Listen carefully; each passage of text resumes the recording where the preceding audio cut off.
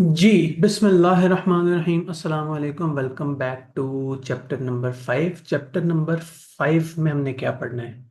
याद करें, कल तक हम क्या पढ़ रहे थे? हम पढ़े थे चैप्टर 4। चैप्टर 4 में हम किस तरह की बातें करते थे? हम कहते थे इंडस्ट्रीज को देखना है, मार्केट्स को देखना है, अपने कंपेटिटर्स को देखना है, इंडस्ट्री का एनालिसिस करना है। ये ज्यादातर बातें एक्सटर्नल थी। एक्सटर्नल से मेरी मुराद है, हम बाहर की बातें करते थे, हम दूसरों की बातें करते थे कि इंडस्ट्री में ऐसा चल रहा है, हमारे जो कंपेटिटर्स हैं वो ऐसा कर रहे हैं, हमारी बार्गेनिंग पावर ऑफ सप्लायर्स ऐसी है, कस्टमर्स ऐसी है, न्यू एंट्रेंट्स ऐसे आ सकते हैं। इस चैप्टर में हमने फोकस करना है अपने ऊपर। इंटरनल एनालिसिस, चैप्टर का नाम से ही आपको नजर आ रहा है, इंटरनल हमने बातें करनी है। इस चैप्टर में मेनली क्या होगा? सबसे पहले पहली स्लाइड पे आपको पूरे चैप्टर का रिव्यू कराने की कोशिश की गई है। इसमें हमने क्या पढ़ना है? हमने पढ़ना है वैल्यू चेंज एनालिसिस। वो जो पोर्टर ने आपको 5 फोर्सेस दी थी, उसी पोर्टर ने आपको एक और टॉपिक भी पढ़ाया जिसका नाम है वैल्यू चेंज एनालिसिस। उसके अलावा हमने टाइप्स ऑफ रिसोर्सेज पढ़ने हैं, हमने कॉम्पिटेंसी की बात करनी है, हमने ये स्वॉट एनालिसिस देखना है, हमने वीआरआईओ फ्रेमवर्क देखना है जिसे वायरो फ्रेमवर्क भी बोलते हैं, और हमने बेंचमार्किंग करनी है। तो पहले ही दिन आपको ये सारा दिखाने का मकसद ये था कि इंशाल्लाह ये मेन्यू है, ये सारा मेन्यू आपको एक एक करके दिखाया जाएगा। अब हम आते हैं अपनी डे टू डे स्टडी के ऊपर। आज का हमारा टारगेट क्या है? हमने तकरीबन इस चैप्टर के 10 पेजेस को कवर करना है। अगर चैप्टर 4 की बात की जाए तो हम डेली बेस पे 2 पेज 3 पेज करते थे। अब अचानक से हम 10 पेजेस पे चले गए क्योंकि एक सॉलिड बेस क्रिएट हो गई है। अब आगे ट्रस्ट में आपको 10 पेजेस भी जो है वो इतने ज्यादा मुश्किल नहीं लगेंगे। तो let's start with comparative advantage. Exactly होता क्या है? हमने इस चैप्टर में सीखना क्या है? अपना एनालिसिस करके हमने सक्सेसफुल होना है, हमने ढेर सारे पैसे कमाने हैं, ढेर सारा प्रॉफिट कमाना है। तो उसके लिए आपके पास क्या क्या होना चाहिए? हायरार्की ऑफ स्ट्रेटेजिक कैपेसिटी सबसे पहली डायग्राम है जो आपकी आंखों के सामने है। देखें इसमें क्या आपके पास आ रहा है। आपके पास एक ट्राइंगल है, इसे पिरामिड बोलते हैं। उसके सबसे टॉप वाली लेयर का क्या नाम है? देखें क्या एरो डाल के लिखा हुआ है, स्ट्रेटेजिक कैपेबिलिटी। कैपेबिलिटी एक एक वर्ड के ऊपर जो है वो हम डिटेल से बात कर सकते हैं। स्ट्रेटेजिक, ये स्ट्रेटेजी क्या होती है? स्ट्रेटेजी किसी काम को कैसे करना है, कब करना है, किससे करवाना है, खुद करना है कि किसी और से रिक्वेस्ट करनी है कि फलाना मेरा काम कर दो। इन सारे डिसीजन को हम कहते हैं स्ट्रेटेजिक डिसीजन। अपनी बीएफडी की क्लास में भी, चूंकि चैप्टर का नाम ही स्ट्रेटेजिक परफॉर्मेंस एसपीएम, वो तो एसपीएम हुआ करता था, स्ट्रेटेजिक बिजनेस मैन है जो आजकल C5 4 है, उसके भी पहले चैप्टर में आपको सिखाया जाता है कि स्ट्रेटेजी क्या होती है। वहां भी जो मैं एग्जांपल देता हूँ इस क्लास में मैं वही देता हूँ कि स्ट्रेटेजिक डिसीजन ये है कि आज से कई साल बाद की बात, लाइक फॉर एग्जांपल स्ट्रेटेजिक, आज से आपने कई साल पहले डिसीजन लिया कि इंशाअल्लाह सीए करेंगे। That was a strategic decision. अब ये एक दिन में नहीं हो जाता सीए। आपको उस स्ट्रेटेजिक डिसीजन को अचीव करने के लिए ढेर सारे तरह के एक्शंस लेने पड़ेंगे, ढेर सारे तरह के पेपर पास करने पड़ेंगे, ढेर सारी मेहनत करनी पड़ेगी। इसका मतलब ये कंपनी की बात करते हैं। कंपनी के केस में स्ट्रेटेजी कौन डिसाइड करेगा? कंपनी के बड़े, कंपनी का ओनर, कंपनी का सीईओ, कंपनी का सीएफओ, कंपनी के डायरेक्टर्स। तो ये स्ट्रेटेजिक कैपेबिलिटी, उन लोगों के अंदर इतना दिमाग होना चाहिए कि वो मिल के फैसला कर सकें कि यार ये हमारी कंपनी कहाँ जा रही है, कंपनी क्या करेगी, कंपनी कैसे पैसे कमाएगी, ये कंपनी कैसे सक्सेसफुल होगी। आगे क्या लिखा है? It's an ability of an entity to perform. क्या कोई कंपनी कोई काम कर सकती है या नहीं? फॉर एग्जाम्पल, हम अपनी मेन रख लेते हैं, लेट से सीएमएडीजी को ही रख लेते हैं। तो सीएमएडीजी के दायरा है ऑनलाइन एजुकेशन का। क्या सीएमएडीजी ऑनलाइन एजुकेशन दे सकता है? यस या नो में हम जवाब दें, या मजीद डिटेल में जाके देख लें? हम दोनों कर सकते हैं। ओवरऑल हम कहें तो यस, इदारे के पास कैपेबिलिटी है। लेकिन इदारे के पास कैपेबिलिटी कैसे है? थोड़ा सा मजीद जूम करके देखते हैं। क्या इदारे के पास कुछ स्ट्रेटेजिक हेड्स हैं जो कि मिलकर डिसीजन मेकिंग करते हैं? हाँ जी, करते हैं। क्या इदारे के पास कोई ऐसा सिस्टम है जिससे आप लोगों तक क्लास पहुंच रही हो, कोई पोर्टल है? हाँ जी है। क्या इदारे के पास कोई थोड़े बहुत टीचर्स हैं? यस हैं। क्या इदारे के पास स्टूडेंट्स हैं जो कि टीचर्स के साथ लाइव क्लास में आके इंटरेक्ट करते हैं? यस। तो इन सारी चीजों के कॉम्बिनेशन के होने की वजह से हम कहेंगे कि यस, सीएमएडीसी के दायरा है जिसके पास इस बात की कैपेबिलिटी है कि वो सीए के स्टूडेंट्स को अच्छी एजुकेशन दे सके। अच्छा, ये कैपेबिलिटी किस किस फैक्टर्स की वजह से आई, अभी हमने डिस्कशन भी की। अभी मजीद जो है वो उसके ऊपर डिटेल से भी बात करते हैं। देन हमारे पास जो नेक्स्ट लेयर है वो किस चीज की है? Competitive advantage. इंग्लिश में क्या लिखा है? Successful management of resources and competences to deliver more value than competitors. क्या पूरे पाकिस्तान में सिर्फ एक ऑनलाइन सी का कॉलेज है? बिल्कुल भी नहीं, ढेर सारे हैं। तो वो लोग जो इस टाइम मेरी बातें सुन रहे हैं वो क्यों सुन रहे हैं? क्या आपके पास कोई दूसरा कॉलेज, कोई अच्छा कॉलेज नहीं था? एक मिनट, तो मैं अपनी बेइज्जती कर रहा हूँ, लेकिन चलें कोई नहीं। लेट्स से कि आप लोग इधर आए किसी वजह से आए, इसका मतलब ये सीएमए डीजी में कोई ऐसी बात थी जो आपको कहीं और से ना मिल सकी, that is called competitive advantage. CMA DG कोई ऐसा काम कर रहा है जो कि बाकी कंपेटिटर्स नहीं कर रहे, तभी आपने चूज किया कि आप पढ़ाई करेंगे तो इस वाले इदारे से करेंगे, that is competitive advantage. Once again ये चूंकि पहली ही स्लाइड है, इसलिए competitive एडवांटेज के ऊपर हमने डिटेल से बात करनी है। फिलहाल मैं आपको जस्ट इसका इंट्रोडक्शन दे रहा हूँ। आगे चलते हैं। Then we have competency. अब ये जो वर्ड कॉम्पिटेंसी है ना, ये अक्सर लोगों को थोड़ा सा तंग करता है, और खास तौर पे जो वर्ड कैपेबिलिटी है इसके साथ इसकी कंफ्यूजन होती है कि यार कैपेबिलिटी और कॉम्पिटेंसी में बंदा पूछे फर्क क्या है, तो उस फर्क की बात करते हैं। कैपेबिलिटी, अभी थोड़ी देर पहले मैं क्या कह रहा था, कैपेबिलिटी मींस क्या कोई इदारा या कोई बंदा कोई काम कर सकता है या नहीं। फॉर एग्जाम्पल, क्या सीएमएडीजी क्लासेस करवा सकता है कि नहीं, क्या अली शाहिद बीआईए पढ़ा सकता है कि नहीं, this is question of capability. Competency कहते हैं कि उस एक्टिविटी को किस हद तक परफॉर्म किया जा रहा है, यानी कि कैपेबिलिटी है कि क्या पढ़ाया जा सकता है कि नहीं पढ़ाया जा सकता, और कॉम्पिटेंसी है क्या पढ़ाया जा रहा है या नहीं, क्या पढ़ाया अच्छा जा रहा है कि अच्छा नहीं जा रहा। क्या डिफरेंस दोनों का समझ आ रहा है? कैपेबिलिटी यस सर नो में हम बात कर रहे हैं, और कॉम्पिटेंसी हम लेवल में बात कर रहे हैं कि किस तरह का पढ़ाया जा रहा है, गुजारे लायक, अच्छा या बहुत ही बेकार। इंग्लिश में क्या लिखा है, the activities and processes creating by bringing resources together. बड़ी अच्छी इंग्लिश लिखी है, इसको अपने केस पे अप्लाई करके देखते हैं। द एक्टिविटीज, एक्टिविटी क्या है, क्लास होती है, क्लास की रिकॉर्डिंग पोर्टल पे अपलोड होती है, रिकॉर्डिंग शेयर होती है। एंड प्रोसेसेस, प्रोसेसेस क्या है, सबसे पहले आपके व्हाट्सएप ग्रुप में जो एडमिन साहब हैं उनका मैसेज आता है कि ये आज की क्लास का लिंक है, उसके ऊपर क्लिक करते हैं तो क्लास स्टार्ट हो जाती है। क्लास में टीचर मौजूद होता है, टीचर आपको कुछ टाइम के लिए पढ़ाता है, फिर उसके फौरन बाद ग्रुप में मैसेज आ जाता है कि आज हमने क्लास में पढ़ा क्या, और वही मैसेज एज इट इज उस पे पोर्टल पे अपलोड हो जाता है कि आज की क्लास का टॉपिक था चैप्टर नंबर 4, टॉपिक नंबर फलाना।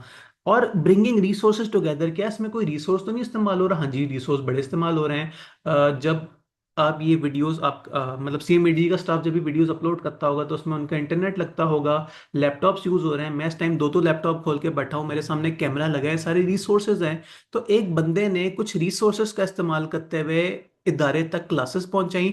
तो ये सारा का सारा एक प्रोसेस है। अब हम इससे कह सकते हैं कि भाई क्लासेस तो हो रही है, हमारी कैपेबिलिटी थी कि हम क्लासेस करवा रहे हैं। अब अगला सवाल है कि क्या हमारी कॉम्पिटेंसी है कि हम अच्छी क्लास करवा रहे हैं कि नहीं, यही हमने इस चैप्टर में मजीद डिटेल से बात करनी है। और नेक्स्ट इंपॉर्टेंट चीज है हमारे पास रिसोर्सेज। कैपेबिलिटी के ऊपर बात होगी, कॉम्पिटेंसी के ऊपर बात होगी, देन हम बात करते हैं रिसोर्सेज की। रिसोर्सेज क्या होते हैं? रिसोर्सेज बहुत सही तरह की चीज होती हैं। रिसोर्सेज होती हैं physical items, like for example अभी मैंने बात की कि मेरे सामने दो लैपटॉप्स हैं, एक पे मैं क्लास करा रहा हूँ, एक पे मैं आप लोगों के कमेंट्स देख रहा हूँ। सामने कैमरा लगा है, कैमरा भी रिसोर्स है। मैं इस टाइम इंटरनेट इस्तेमाल कर रहा हूँ, इंटरनेट भी एक रिसोर्स है।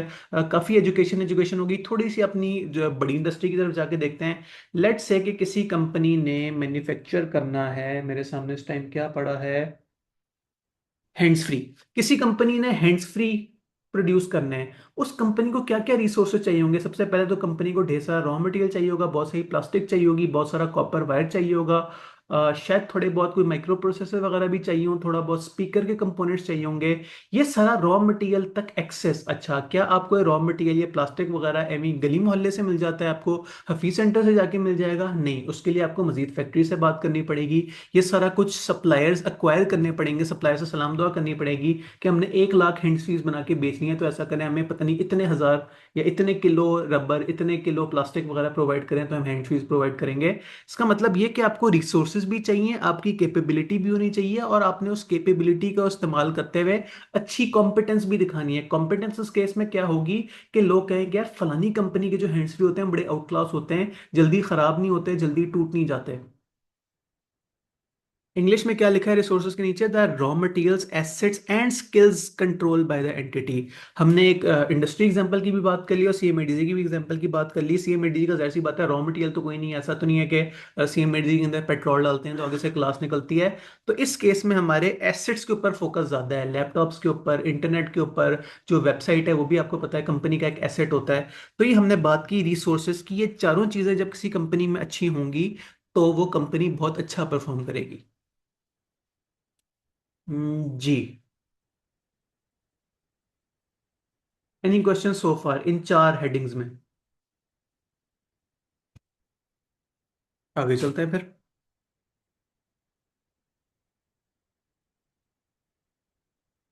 थोड़ा सा जूम आउट करते हैं। जी, नेक्स्ट हमारे पास क्या है? रिसोर्सेज और कॉम्पिटेंसीज में दो फर्दर टाइप्स, एक का नाम है थ्रेशोल्ड और एक का नाम है यूनिक स्लैश कोर। सबसे पहले बात करते हैं थ्रेशोल्ड की। थ्रेशोल्ड ये वर्ड आपने पहले सुना होगा। थ्रेशोल्ड का एग्जैक्टली मतलब क्या होता है? लिमिट। कि हम कहते हैं कि यार मेरी गुस्से का थ्रेश होल्ड क्रॉस हो गया है, अब मेरे सामने किसी ने बदतमीजी की, मैं उसके साथ बहुत बुरा सलूक करूंगा। तो थ्रेश होल्ड मीन्स लिमिट। अब यहाँ थ्रेश होल्ड से क्या मुराद है? वो वाले थ्रेश होल्ड की बात नहीं हो रही जिसकी मैं बात कर रहा हूँ। यहाँ इस केस में थ्रेश होल्ड का मतलब है वो मिनिमम चीजें जिसके थ्रू कंपनी ऑपरेट कर सके। मिनिमम से मेरी मुराद है, लेट्स से कि किसी कंपनी ने, वंस अगेन हैंड्स फ्री की बात कर लेते हैं, तो अगर किसी कंपनी के पास लेट्स से रबर ही नहीं है, हैंड्स फ्री के ऊपर जो वो रबर लगती है, अगर किसी कंपनी के पास रॉ मटेरियल ऑफ रबर ही नहीं है, तो वो कंपनी हैंड्स फ्री कहाँ से बना के बेचेगी? तो वो मिनिमम चीजें जिनके बगैर बिजनेस करना इम्पॉसिबल है। लाइक फॉर एग्जांपल, अगर हैंड्स फ्री वाली कंपनी की जो फैक्ट्री है उसके बाहर चौकीदार अंकल नहीं है, तो शायद एक दो दिन फैक्ट्री चल जाए, तीसरे दिन डाका पड़ जाए, बट एटलीस्ट एक दो दिन तो फैक्ट्री चल जाएगी, प्रोडक्शन होगी। शायद उस फैक्ट्री में लाइट जो है वो ना हो, तो हम फैक्ट्री वर्कर हाथ से हैंड्स फ्री बना रहे हो, लेकिन कुछ ना कुछ प्रोडक्शन तो हो जाएगी। लेकिन ऐसी चीज जिसके बगैर काम हो ही नहीं सकता, उस हमने बोल दिया थ्रेशहोल्ड। तो यहां हमारा इनपुट क्या होगा? इनपुट रिसोर्सेज वो रिसोर्स हैं दैट नीड टू पार्टिसिपेट। अगर आपके पास खुदा ना खास्ता वो रिसोर्स नहीं होंगे तो आप काम नहीं कर सकेंगे। Basic minimum assets, like for example factory equipment. आपके पास खुदा ना खास्ता अगर फैक्ट्री इक्विपमेंट ही नहीं है, तो आप, एक मिनट, इसे क्या हो गया, तो फिर आप प्रोडक्शन नहीं कर पाएंगे। तो थ्रेश होल्ड रिसोर्सेज वो रिसोर्स जिसके बगैर आपकी कंपनी बिजनेस कर ही नहीं सकती। देन थ्रेशहोल्ड की बात की जाए तो थ्रेशहोल्ड कॉम्पिटेंसी भी एक होती है। कॉम्पिटेंसी, जब भी थोड़ी देर पहले हम बात करते हैं रिसोर्स और कॉम्पिटेंसी में फर्क क्या होता है। रिसोर्स एसेट्स वगैरह होते हैं, टेंजिबल चीजें होती हैं, जबकि कॉम्पिटेंसी होती है किसी चीज को हम अच्छा यूज कर रहे हैं कि नहीं। तो थ्रेशोल्ड कॉम्पिटेंसी क्या है? वो कॉम्पिटेंसी वो चीज जिसके बगैर आप बिजनेस ना कर सकें। फिजिकल एसेट की बात हो रही होगी तो वो बन जाएगा थ्रेशोल्ड रिसोर्स। और अगर इंटेलेक्चुअल चीज की बात हो रही होगी, या किसी प्रोसेस की बात हो रही होगी, या किसी फंक्शन की बात हो रही होगी, तो उसे हम बोलेंगे threshold competency. Once again example के थ्रू समझने की कोशिश करते हैं। क्या एग्जांपल? सी मिड जी एग्जांपल ही लेते हैं। अभी थोड़े पहले हम कॉम्पिटेंसी की क्या बात कर रहे थे कि क्या टीचर्स पढ़ा रहे हैं या नहीं। तो थ्रेशोल्ड कॉम्पिटेंसी, मिनिमम कॉम्पिटेंसी, एक इदारा अच्छी क्लासेस करवाने के लिए सबसे मिनिमम चीज क्या है? कि क्लासेस हों। खुदा ना खास्ता अगर टीचर आके क्लास ही नहीं करा रहा, तो अपलोड करने वाले क्या अपलोड करेंगे व्हाट्सएप में? जो लिंक शेयर करने वाले किस चीज़ का लिंक शेयर करेंगे अगर क्लास ही ना हो रही हो? तो यहाँ कॉम्पिटेंसी से हमारी मुराद हो जाएगी इस बात की प्रोबेबिलिटी, इस बात की एक्सपेक्टेशन कि क्या टीचर आके क्लास में पढ़ा रहा है या नहीं। वो मिनिमम एक्टिविटी जो कि अगर कोई इदारा करे तो अपना मेन मकसद अचीव कर सके, जो कि इस केस में होगा कि क्लासेस हो रही हैं या नहीं हो रही। तो वर्ड थ्रेशहोल्ड यहाँ इंपॉर्टेंट था क्या? मिनिमम चीजें। एक दफा इंग्लिश भी पढ़ लेते हैं थ्रेशहोल्ड कॉम्पिटेंसी की। नीड टू फंक्शन, इसके बगैर गुजारा नहीं हो सकता। अगर लेट्स से कि आज आपके एडमिन साहब अगर छुट्टी पे हैं, ग्रुप में आज मैसेज नहीं आया कि क्लास क्या लिंक किया है, तो शायद उसके बगैर भी गुजारा हो जाए। शायद कोई और मतलब मैं ही डायरेक्ट आपके साथ क्लास का लिंक शेयर कर दूं, बट अगर टीचर ना हो, तो ऐसा थोड़ी हो सकता है कि एडमिन साहब कहें कि ठीक है, अली शायद आज कहीं बिजी था तो आज चैप्टर 5 मैं पढ़ा देता हूँ। टीचर के बगैर क्लास नहीं हो सकती। तो you need teacher to function. तो ये आपके पास, अच्छा, टीचर इटसेल्फ एक इदारे का रिसोर्स है। तो टीचर का क्लास कराना, क्लास करवाने की नियत करना, क्लास में एक्टिवली पार्टिसिपेट करना, वो उस टाइम कॉम्पिटेंसी है। याद रखें, टीचर इटसेल्फ कॉम्पिटेंसी नहीं है, टीचर का पढ़ाना का तरीका, पढ़ाने का जो नियत है वो हमारी कॉम्पिटेंसी है। Then basic processes essential for survival. ये मैंने बात आपको बता दी कि बेसिक प्रोसेस सी में डिजी केस में क्या है? पढ़ाई होना। थोड़ा सा अगर हम एग्जांपल चेंज करें, और मैं किस चीज़ की एग्जांपल दे सकता हूँ मेरे सामने? केचप का एक पैकेट पड़ा है, तो लेट्स से केचप का हम क्यों खाते हैं? हम केचप केएफसी के साथ लगा के खाते हैं। केएफसी का मेन बेसिक प्रोसेस क्या होगा कि चिकन जो है वो फ्राई होती रहे, लोग आते रहें, परचेज करते जाएं और खाते चले जाएं। ये एक थ्रेशहोल्ड कॉम्पिटेंसी है। अब चिकन इटसेल्फ कंपनी का रॉ रिसोर्स है। केएफसी की जो एम्प्लॉयज हैं वो भी कंपनी का एसेट्स हैं। बट वो एम्प्लॉयज जो कि चिकन, कच्ची चिकन को फ्राई करके केएफसी की बोटी में कन्वर्ट कर रहे हैं, इस सारे प्रोसेस को हम प्यार से बोल रहे हैं थ्रेशोल्ड कॉम्पिटेंसी। अगर खुदा ना खास्ता केएफसी की किसी ब्रांच में ये वाला प्रोसेस नहीं होगा तो वो ब्रांच बिजनेस कर ही नहीं सकेंगे। हम ये नहीं कहेंगे कि केएफसी की ब्रांच में जो बिजनेस है बड़ा हल्का हो रहा है या बड़ी लो क्वालिटी का हो रहा है, हम कहेंगे बिजनेस हो ही नहीं रहा। जब चिकन ही नहीं है तो केएफसी वाले बेच क्या रहे हैं फिर? थ्रेश होल्ड रिसोर्स और थ्रेश होल्ड कॉम्पिटेंसी क्लियर है क्या? दोनों चीजें मिक्स तो नहीं हो रही, कंफ्यूज तो नहीं हो रही?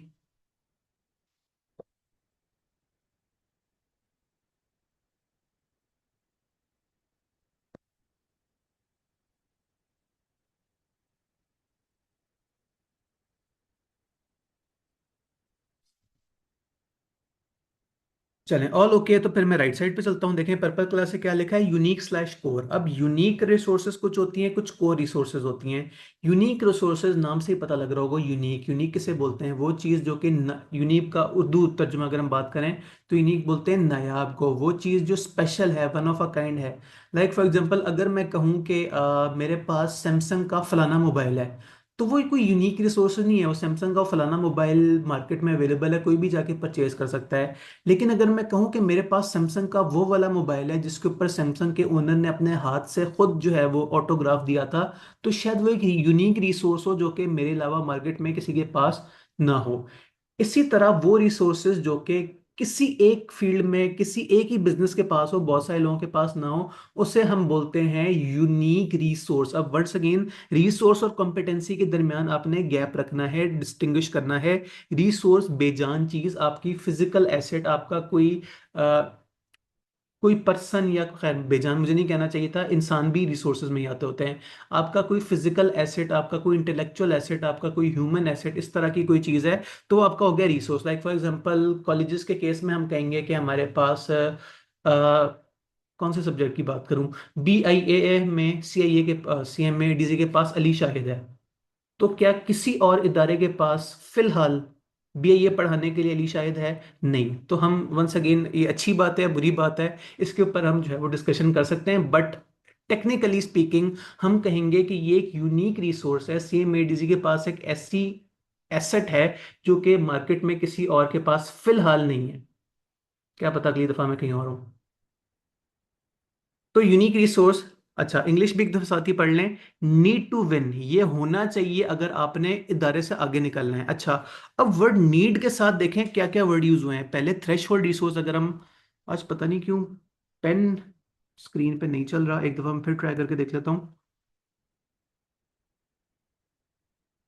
पता नहीं क्यों नहीं, अच्छा खैर स्क्रीन पे गौर कीजिएगा, थ्रेश होल्ड रिसोर्स के नीचे भी लिखा है वर्ड नीड, और यूनिक रिसोर्स के नीचे भी वर्ड लिखा है नीड, लेकिन फर्क देखें।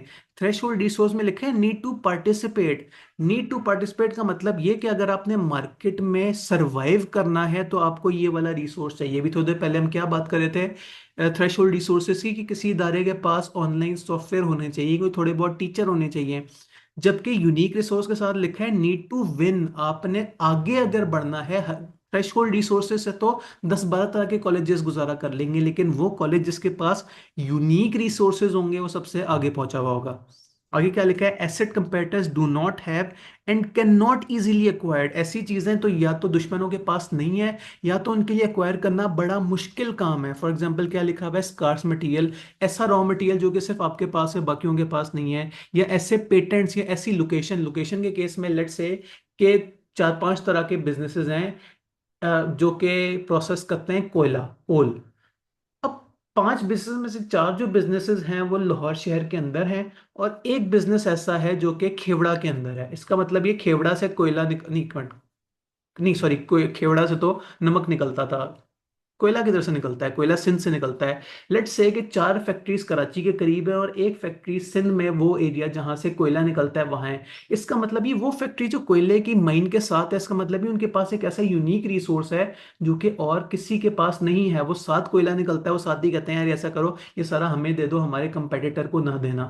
तो इस केस में एक ऐसी यूनिक बात है जो कि सिर्फ उस एक फैक्ट्री के पास है, बाकी 4 फैक्ट्रीज के पास नहीं है। उसको हमने प्यार से बोल दिया this is a unique resource, unique है, डिफरेंट है, किसी और के पास नहीं है।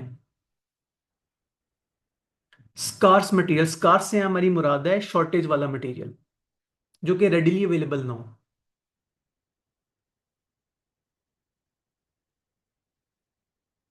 लिमिटेड, यस लिमिटेड भी कह सकते हैं।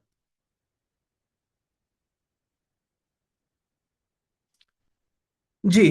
फिर हम बात करते हैं जो चौथा बॉक्स पीछे रह गया, कोर कॉम्पिटेंसी। कोर कॉम्पिटेंसी का क्या मतलब है? किसी इदारे की, किसी बिजनेस की, किसी पर्सन की मेन जो सबसे important capability, like for example threshold competency थी कि बेसिक ये चीजें होनी चाहिए। कोर कॉम्पिटेंसी मीन वो कॉम्पिटेंसी जिसकी वजह से वो इदारा सबसे आगे निकल जाएगा। थ्रेशोल्ड कॉम्पिटेंसी थी कि क्या आपके टीचर्स को पढ़ाना आता है कि नहीं आता। अगर वो अच्छा पढ़ा रहा है इसका मतलब ये कि आपका कॉलेज कुछ ना कुछ गुजारा कर लेगा। कोर कॉम्पिटेंसी मीन के टीचर्स माशाल्लाह से इतना अच्छा पढ़ा रहे हो कि लोग दूर दूर से आए कि यार फलाने इंस्टीट्यूट से पढ़ना है, फलाने टीचर बहुत अच्छे हैं। तो you know what I am trying to say. Core competency, अच्छा, इसमें भी देखें वर्ड नीड लिखा है, नीड टू डोमिनेट। अगर आपने ऊपर क्या लिखा था, नीड टू विन, यहाँ है डोमिनेट। विन होता है कि ठीक है आप भी अच्छा परफॉर्म कर रहे हैं, आपके कंपेटर्स भी अच्छा परफॉर्म कर रहे हैं। डोमिनेट मीन्स कि आपने सबसे आगे निकल जाना है। You need this to dominate. Distinctive processes that deploy resources to achieve competitive advantage. आप अपने रिसोर्सेज का खूबसूरत इस्तेमाल करते हुए इतनी अच्छी सर्विस प्रोवाइड करें कि आपके कंपेटिटर्स आपसे बहुत पीछे रह जाएं। आप फिर इस इन दिस केस आप ये कहेंगे कि यार इन लोगों की कोर कॉम्पिटेंसी इतनी आउट क्लास है कि ये तो बहुत ही आगे पहुंच जाते हैं। साथ ही एक और एग्जांपल की बात कर लेते हैं। किस एग्जांपल की बात करें? केएफसी की बात दोबारा कर लेते हैं। ऐसा करते हैं, चारों ये चीजें केएफसी के ऊपर अप्लाई करके देखते हैं। सबसे पहले थ्रेशोल्ड रिसोर्स। केएफसी को मिनिमम क्या चाहिए? केएफसी को एक मिनिमम लोकेशन चाहिए जहां वो बोटी चिकन बेच सकें। उन्हें थोड़ा सा मिनिमम स्टाफ चाहिए जो कि बोटियों को फ्राई कर सकें। कुछ स्टाफ चाहिए जो कि उसको वेटर वगैरह हों। और उनके पास कॉम्पिटेंसी क्या होनी चाहिए? उनके पास कॉम्पिटेंसी होनी चाहिए कि कच्ची मुर्गी को केएफसी की बोटी में कन्वर्ट करने के लिए क्या क्या प्रोसेसेस चाहिए होते हैं, क्या क्या मशीनें चाहिए होती हैं, क्या क्या इंग्रेडिएंट्स चाहिए होते हैं। ये सारा थ्रेशोल्ड रिसोर्स हो गया। उसको कन्वर्ट करने के प्रोसेस को हमने कह दिया थ्रेशोल्ड कॉम्पिटेंसी। यूनिक रिसोर्स ये हो गया कि मुल्क में लेट्स से कि कोई बीमारी आई हुई है चिकन की। सिर्फ एक कंपनी ऐसी है जिसकी चिकन सेफ है, बाकी सब कंपनीज की चिकन में कोई स्पेशल बर्ड फ्लू या इस तरह का कोई वायरस आया हुआ है। तो इन दैट केस वो एक कंपनी जिसके पास सेहतमंद चिकन हैं, वो अगर केएफसी से कॉन्ट्रैक्ट कर लें कि हमारी बोटी सिर्फ आप परचेज करेंगे, तो इसका मतलब ये है कि पूरी मार्केट में सिर्फ एक ही दारा होगा, एक ही कंपनी होगी जो कि सेफ चिकन सेल कर रही होगी। इसका मतलब ये केएफसी के पास एक यूनिक रिसोर्स आ गया। और फिर कोर कॉम्पिटेंसी वो क्या चीज है जिसकी वजह से केएफसी डोमिनेट कर जाएगा? अच्छी सर्विस। आप मतलब उनके पास यूनिक रिसोर्सेज हो, आप यूनिक रिसोर्सेज का जो है वो सही तरह इस्तेमाल करें। तो ऐसा ऐसा सब ये कहेंगे कि अगर फास्ट फूड में आपको कुछ खाना है तो ऐसा करते हैं केएफसी चलते हैं। वंस अगेन ये मैं जस्ट एग्जांपल के तौर पे बात कर रहा हूँ, मेरा केएफसी के सीएफओ से कोई ताल्लुक नहीं है। जी, ये चार चीजें हमने बड़ी डिटेल से पढ़ी। Threshold resource, threshold competency, unique resource, unique competency.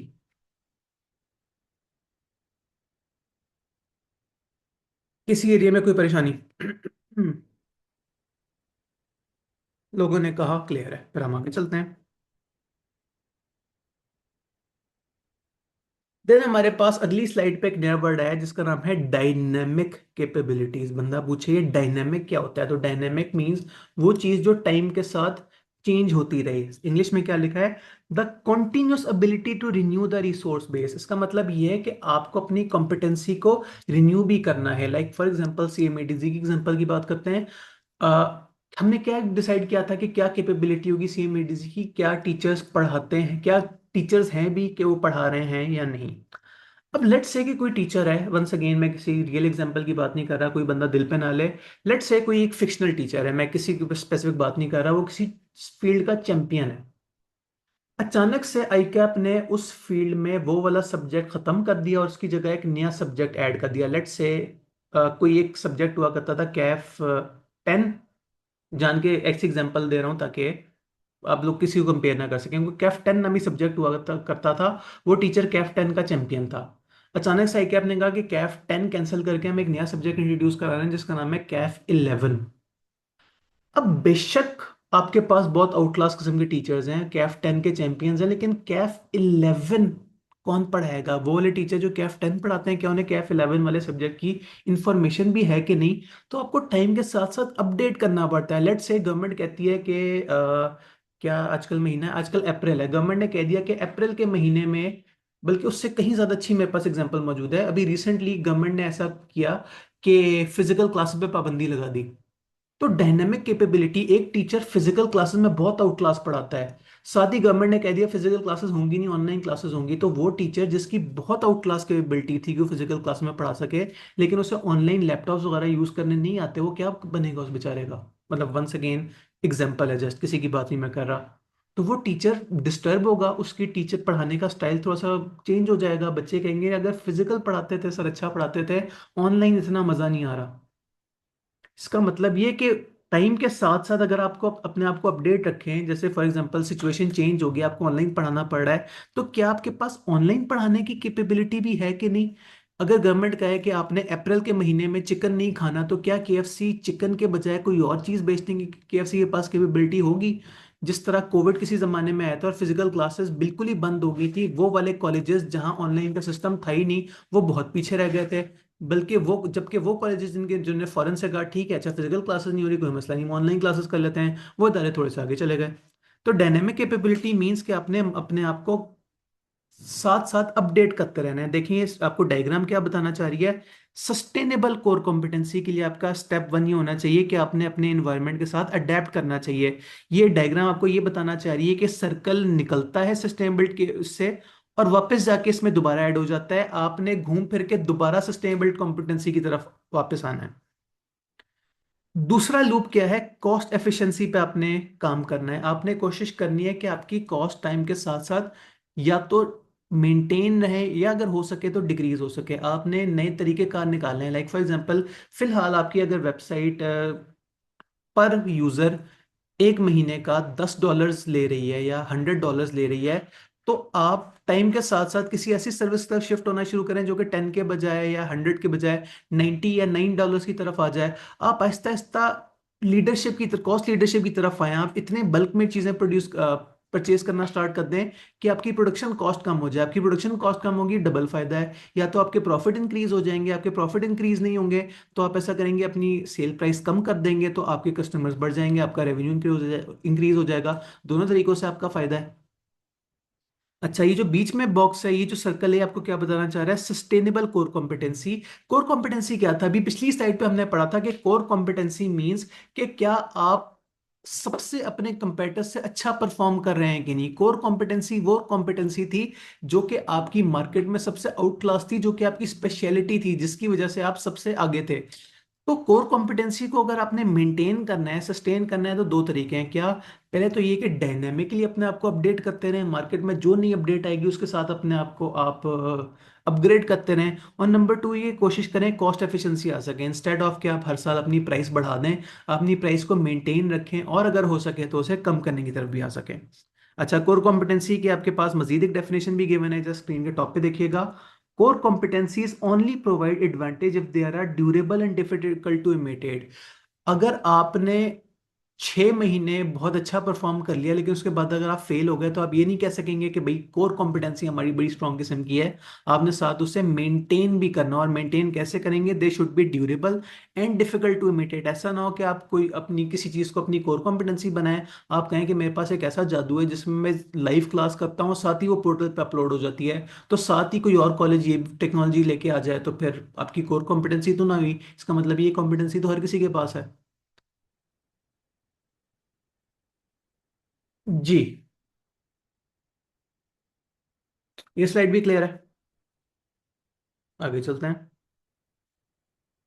Then we have buyers needs and calibration. वो क्या होता है? ये सबसे पहले आपको डायग्राम बताना चाह रही है। देखिए दो सर्कल्स हैं, एक जो लेफ्ट वाला सर्कल है जिसके ऊपर लिखा है एंटिटीज कैपेबिलिटीज। यहाँ एंटिटी से हमारी मुराद क्या हो सकती है? Let's say सीएमएडीसी।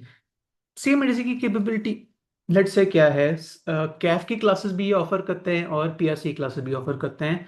राइट साइड पे देखें क्या है, कस्टमर नीड। कस्टमर को क्या चाहिए? कस्टमर को ढेर सारी चीजें चाहिए।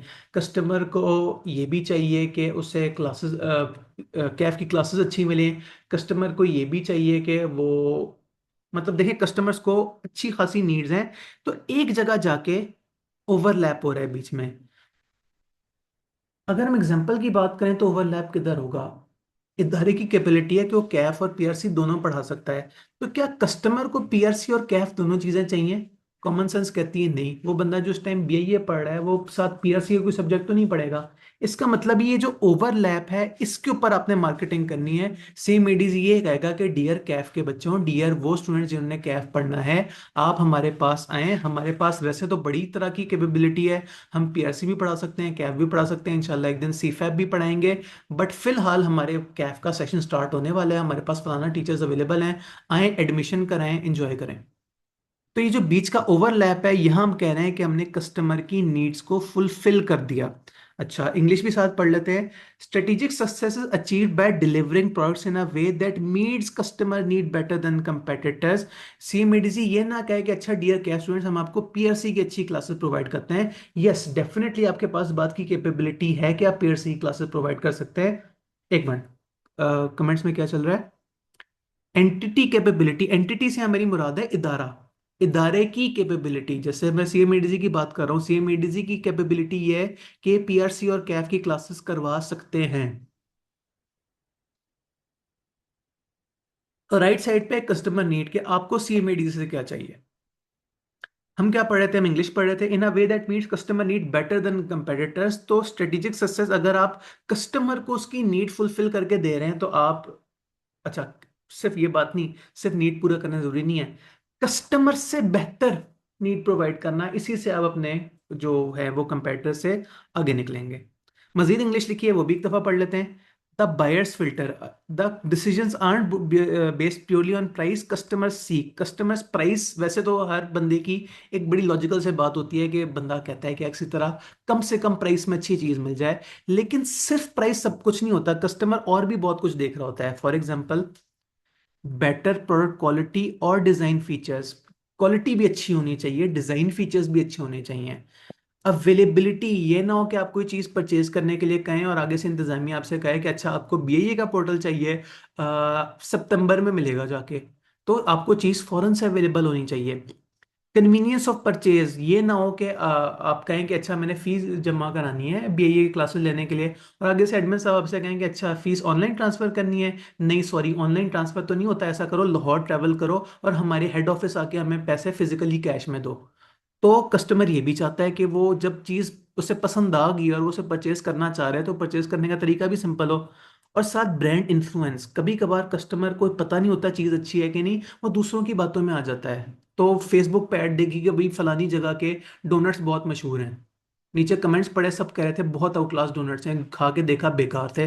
तो क्या मेरी नीड थी डोनट्स खाना? नहीं, मैं बातों में आ गया, मैं प्रमोशनल में आ गया, मैं ब्रांड के इन्फ्लुएंस में आ गया, मैंने चीज़ ट्राई कर ली, मेरे पैसे ज़ाया हो गए।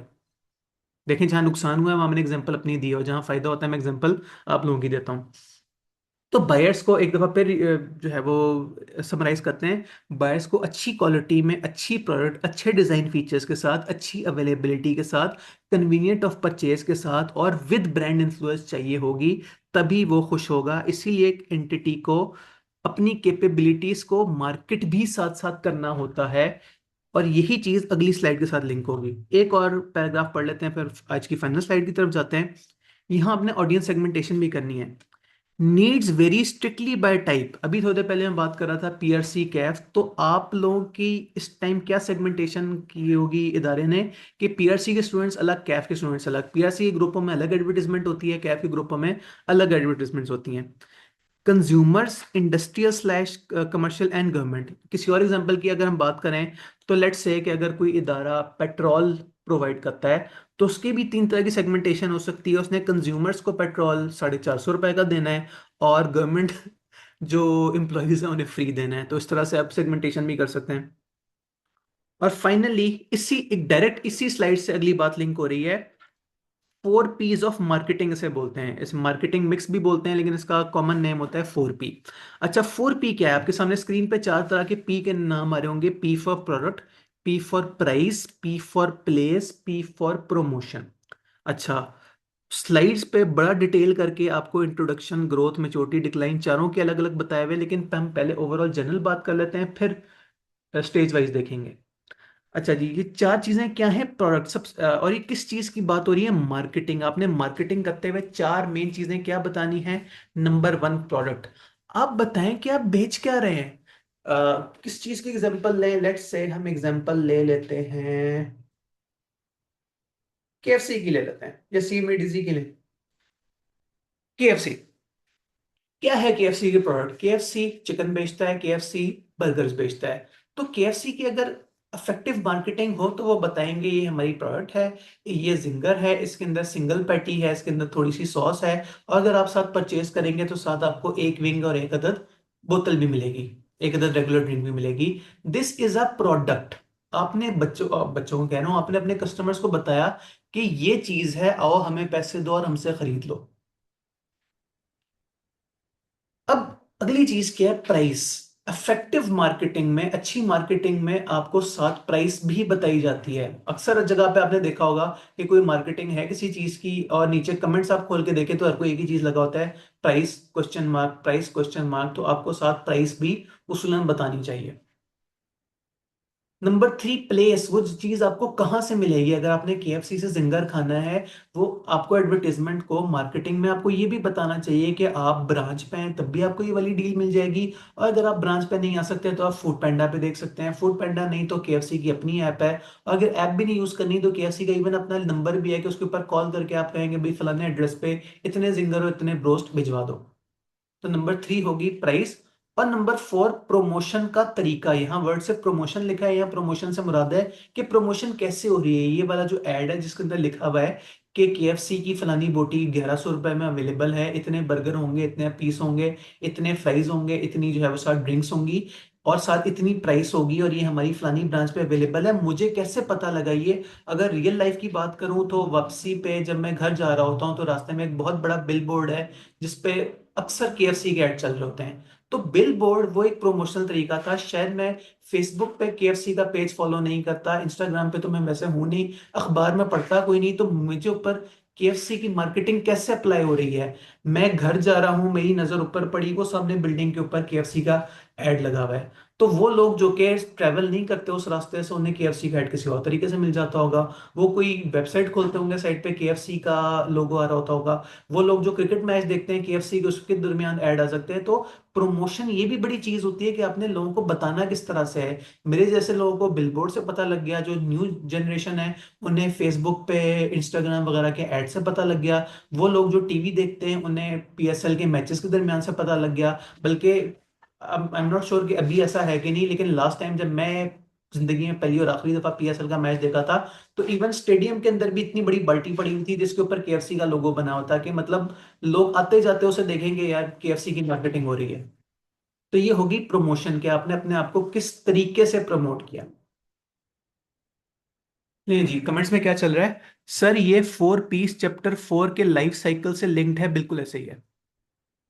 हाँ, ये मैं आपको ओवरऑल बात कर रहा था, अब इसे लाइफ साइकिल से भी लिंक करके देख लें। ये जस्ट एग्जांपल के तौर पे किया हुआ है कि प्रोडक्ट इंट्रोडक्शन के केस में आप प्रोडक्ट का क्या बताते हैं?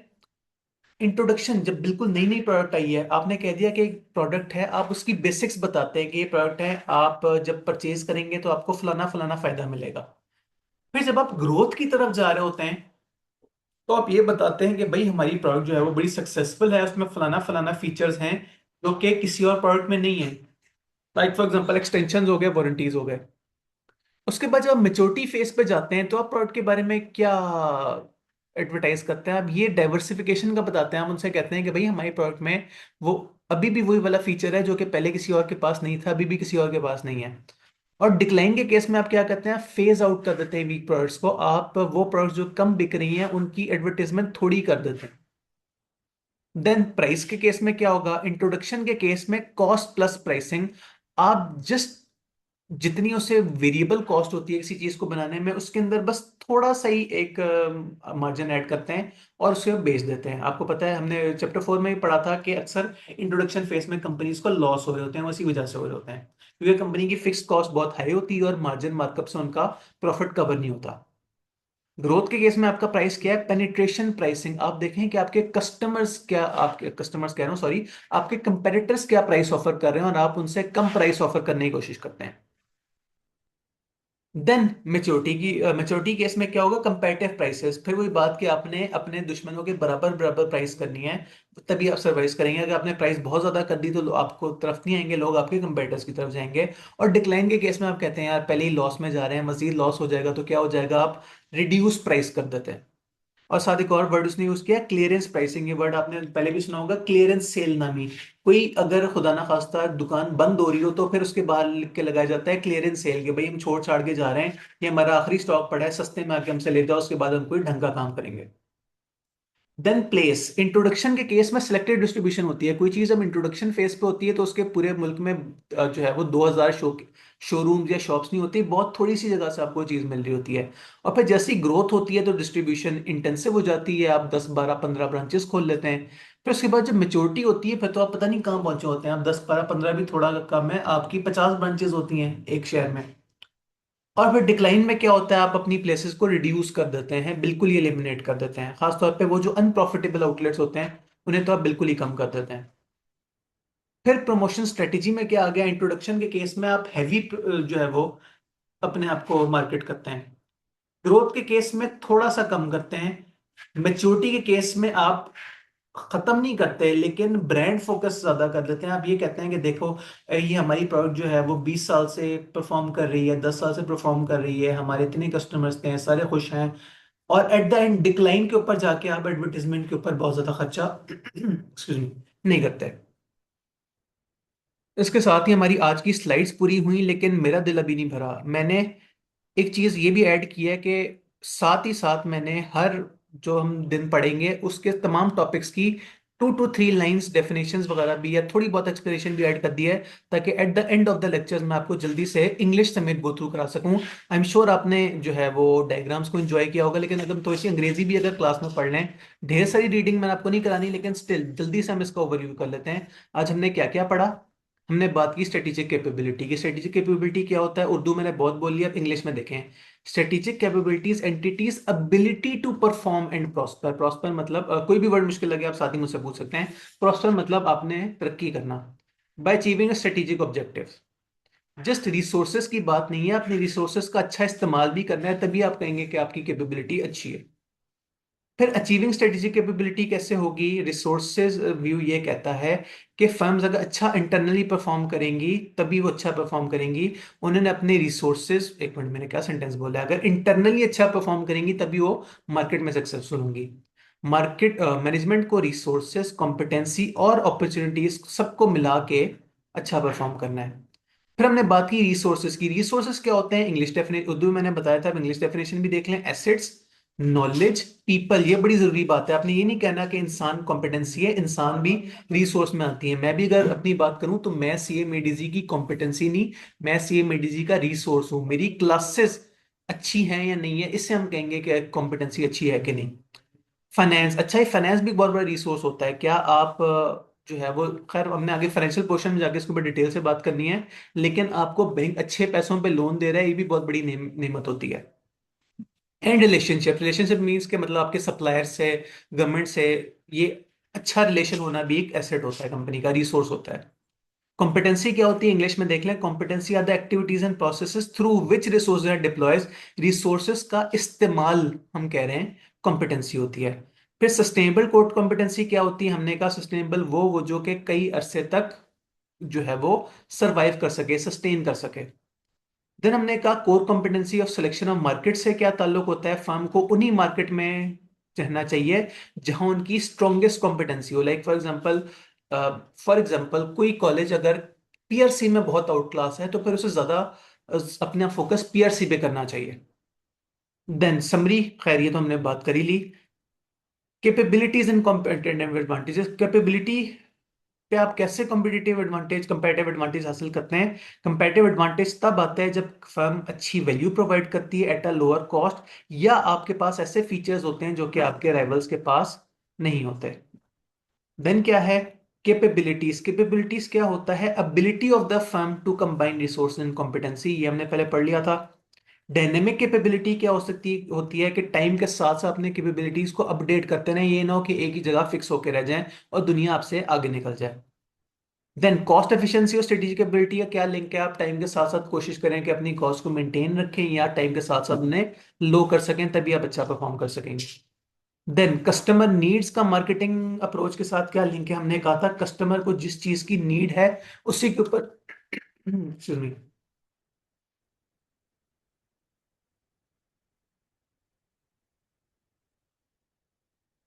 जी, कस्टमर की जो नीड है उसी के ऊपर अपने आप को आपकी मार्केट करनी चाहिए कि भाई हम लोग कैफ की क्लासेस पढ़ा रहे हैं, आपको कैफ की क्लासेस चाहिए, वेरी नाइस, आए हम आपको कैफ पढ़ाएंगे। देन कस्टमर नीड एग्जैक्टली होती क्या है, ये हमने स्लाइड्स पे भी पढ़ा था। कस्टमर को क्वालिटी भी चाहिए होती है, कन्वीनियंस भी चाहिए होती है, अच्छी प्राइस भी चाहिए होती है, अच्छी सर्विस भी चाहिए होती है, और दो तीन चीजें हमने एक्स्ट्रा भी पढ़ी थी जो है नहीं लिखी।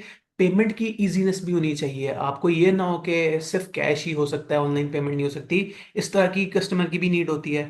और फिर एट द एंड हमने पढ़ा मार्केटिंग मिक्स। मार्केटिंग मिक्स में क्या था, हमने पढ़े 4 पीस। पीस क्या था, आइए जल्दी से रिव्यू कर लेते हैं। प्रोडक्ट, प्राइस, प्रमोशन, और एक मिनट रह क्या गया, place, sorry. Product, price, place और प्रमोशन। अच्छा, मजीद डिटेल में हमने ये भी देख लिया कि लाइफ साइकिल मॉडल के कौन सी स्टेज पे कौन सा वाला जो है वो मार्केटिंग करना ज्यादा बेहतर है। और इसके साथ ही हमने आज का अपना टारगेट पूरा किया। मैं आपको सबसे पहले पेजेस दिखा दूं। आज हमने पेजेस पढ़े हैं स्टडी टेक्स्ट के, इधर गए, ये नोट करें, पेज नंबर 121 से पेज 131।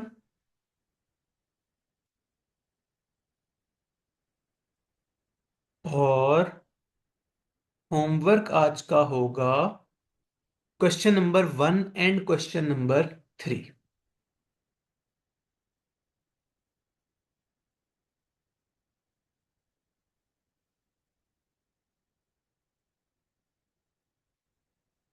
ओके हो गया तो फिर मुझे बोले अल्लाह हाफिज, मैं आपसे मिलता हूँ कल।